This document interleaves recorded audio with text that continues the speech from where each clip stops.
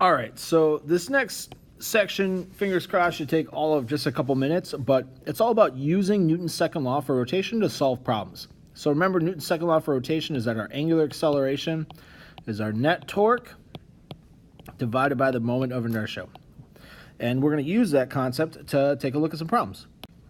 So here's the first one. This is the caber toss, which is a contest of strength and skill in Scotland. And essentially what they do is this dude right here throws this massive pole and gets it to go as far as he can. And it's a pretty massive pole. It's 79 kilograms, which is almost 200 pounds. And so he throws it, but then it's going to be tipped at some angle, as you can see in the picture, and it's going to rotate back towards the ground. And we want to estimate the angular acceleration that it rotates back to the ground. So remember that angular acceleration is the net torque divided by the moment of inertia. So the net torque, it's going to be gravity, but as you can see in our picture right here, it's the perpendicular component of gravity, which is going to be the weight times the sine of the angle, or mg sine theta. And then the moment of inertia, we have to get from our table of values. And in this case, this is a long rod rotating about its end. So I have to go through, use my table of values for this, and if I look for a thin rod of any cross section rotating about its end, I get a moment of inertia of 1/3 ml squared. And we'll use that to solve the problem. We'll do that in class. Here is the answer. Same thing here. Now this is going to be a partner problem.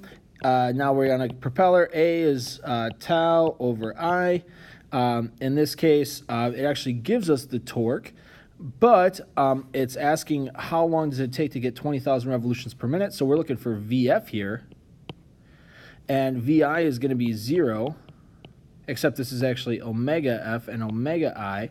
And we need acceleration, angular acceleration from that. So we need, in this case, now we have a thin rod of any cross-section rotating about its center. So the moment of inertia is going to be 1/12 ml squared. And we're going to use that to find acceleration. Then we'll use the find acceleration to use omega F equals omega I plus alpha times time. So we'll use our mix of our rotational kinematics and rotational dynamics to solve this problem. All right, there is one last little application when we're dealing with turning rotational stuff into linear stuff. And on this picture on the right, imagine this is an elevator, and you're standing in this elevator. Well, this elevator is attached to a rope, and you and the elevator have some velocity and acceleration, but it's attached probably to a pulley, and that pulley has some angular velocity and angular acceleration. And if I'm programming this elevator, I don't want to say, oh, I want you to go this fast, because my little computer, my pulley thing, has no idea how fast is. So instead, you have to reconfigure it to go into revolutions per minute or radians per second, and that translates to a linear velocity and linear acceleration. So these two formulas right here, we've actually seen them before. But it's how fast an object is going to move that's attached to something undergoing rotational motion.